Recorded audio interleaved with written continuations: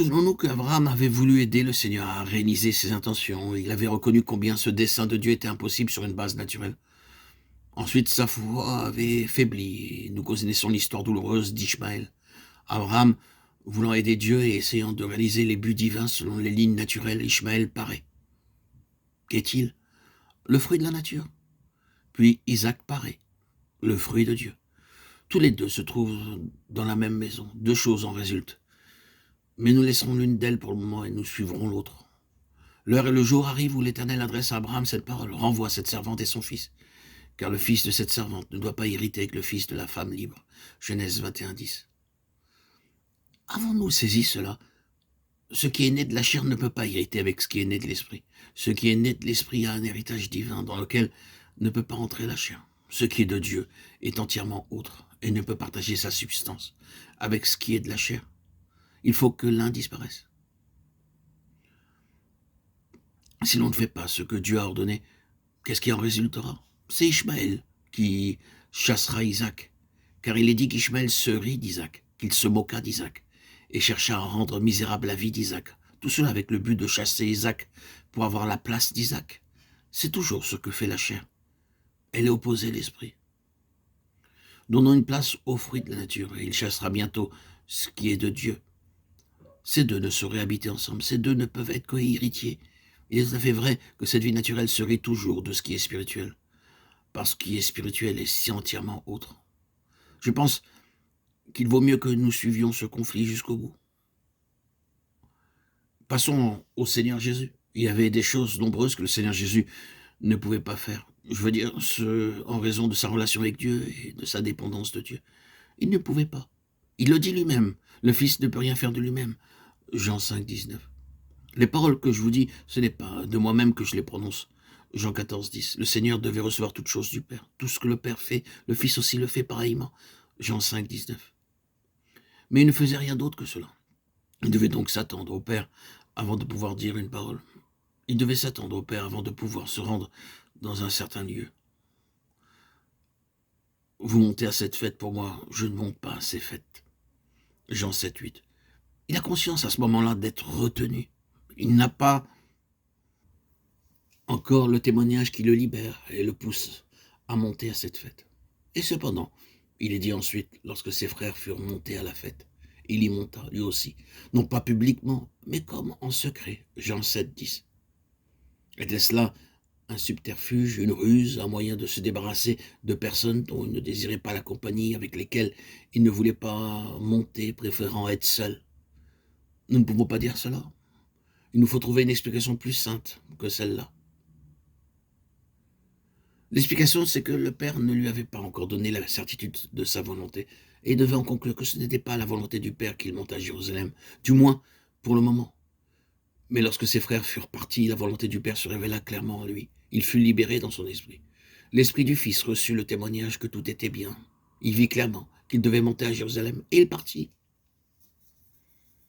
Le point, c'est que le Seigneur Jésus est limité entièrement par sa relation avec son Père, par sa dépendance volontaire, par la loi de la vie, qui veut que tout vienne de Dieu et rien de soi-même. C'est la loi. Essayons donc de vivre sur ce niveau-là. Et nous verrons alors si l'homme naturel, l'homme charnel, ne se rit pas et ne se moque pas de l'homme spirituel. Remarquons combien de questions nous seront posées. Qu'est-ce que vous allez faire? Je ne sais pas. Où allez-vous? Je ne sais pas. Quand partez-vous? Je ne sais pas. J'irai lorsque le Seigneur me dira que je puis partir, quand le Seigneur m'en donnera l'assurance, quand je serai libéré par le Seigneur. Exprimons ce langage spirituel sous quelle forme que nous le voulions. Qu'est-ce que l'homme naturel en dira? Il en rira, il se moquera de nous. Cela n'est pas seulement vrai de l'extérieur, mais nous trouverons cette même réaction en nous-mêmes. Très souvent, nous sommes enclins à nous accuser de folie. On se moque de nous, on nous questionne, on nous pousse à nous questionner nous-mêmes. Pourquoi ne puis-je pas faire ceci? Et alors nous sommes obligés de nous arrêter. Pourquoi est-ce que je ne le fais pas? Parce que je ne puis pas. Pourquoi pas? Ce serait le faire par moi-même. Et le Seigneur ne fait pas cela. Je ne suis pas conscient que le Seigneur veuille faire cela. Et c'est là le langage, la conscience du Fils. C'est le chemin de la vie. C'est le chemin que nous devons suivre. non pas faire notre volonté, mais la volonté du Fils, et donc celle du Père. Nous dépendons de l'Esprit, et non de notre corps charnel, de nos désirs, de notre chair. Nous appartenons au ciel, et non plus à la terre.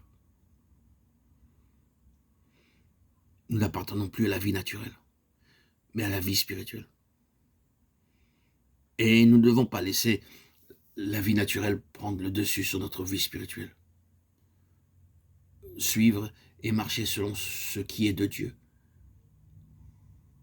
Cela est intelligible pour nous tous. L'avons-nous bien compris, frères et sœurs en Christ, bien-aimés, auditeurs, auditrices?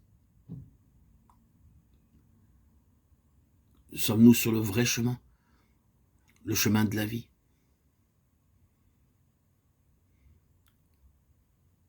Nous le savons lorsque notre vie est illuminée, lorsque notre esprit est éclairé, lorsque une joie profonde, rayonnante, émane de notre être. Nous savons, nous sommes conscients de cette vie que nous suivons est le bon chemin, que nous sommes sur le chemin que Christ a choisi pour nous, sans aucune contradiction, sans aucune embûche.